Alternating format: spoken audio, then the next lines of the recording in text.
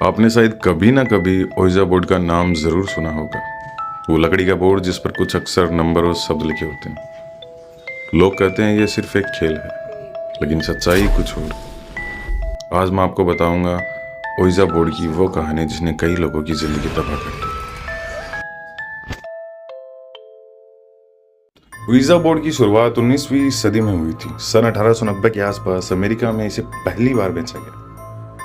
लोग इसे talking board भी कहते थे, मतलब बोलने वाला बोर्ड। उस समय लोग स्पिरिचुअलिज्म में बहुत विश्वास रखते थे, मरी हुई आत्माओं से बात करना।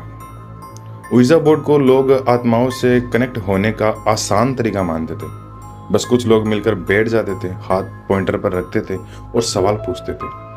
आत्मा धीरे धीरे पॉइंटर को हिलाकर जवाब देती थी।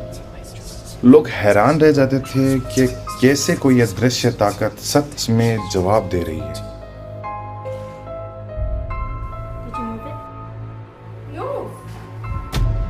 लेकिन जैसे जैसे इस बोर्ड का इस्तेमाल बढ़ा, वैसे वैसे अजीब घटनाएं भी होने लगी। लोग बताते हैं कि कई बार आत्मा बहुत गुस्से में आती थी, कभी घर की लाइटें अपने आप बंद हो जाती थी, तो कभी अदृश्य आवाज कमरे में गूंजने लगती और कई बार खेलने वाले लोगों पर अजीब परछाइयां हमला कर देती। सबसे डरावनी बात तो ये थी कि जो आत्मा आती थी वो हर बार इंसान की चाहिए आत्मा नहीं होती थी, बल्कि कभी कभी कोई और बहुत बुरी ताकत भी आ जाती थी। इस बोर्ड की दुनिया में एक नाम बहुत बदनाम है। कहा जाता है कि अगर बोर्ड खेलते वक्त बार बार जेड बनाना शुरू कर दे तो समझ जाना कि जोजो डीमन आ चुका है। लोगों के मुताबिक जोजो शुरुआत में बहुत फ्रेंडली बनकर आता, लेकिन धीरे धीरे फिर अपनी काली शक्तियां दिखाने लगता है और कई बार खेलने वाले इंसान की जिंदगी तबाह कर देता है। कई लोग मानते हैं कि जोजो डीमन की वजह से एक्सीडेंट, बीमारी और कई मौतें हो सकती है।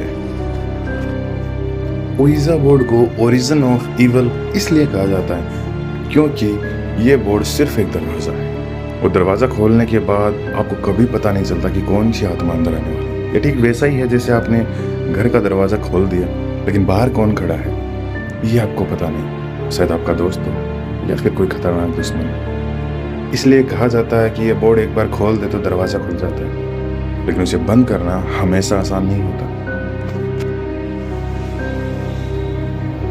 तो दोस्तों, अगर कोई आपको कहे कि ओइजा बोर्ड सिर्फ एक खेल है तो उसे ये कहानी सुनाना, क्योंकि इस बोर्ड ने लाखों लोगों की जिंदगी बदल दी। कई लोग इसे खेलते खेलते पागल हो गए, कई लोग गायब हो गए और कईयों की मौत तक हो चुकी है। इसलिए याद रखो, ओइजा बोर्ड कोई खेल नहीं है, ये एक खतरनाक दरवाजा है।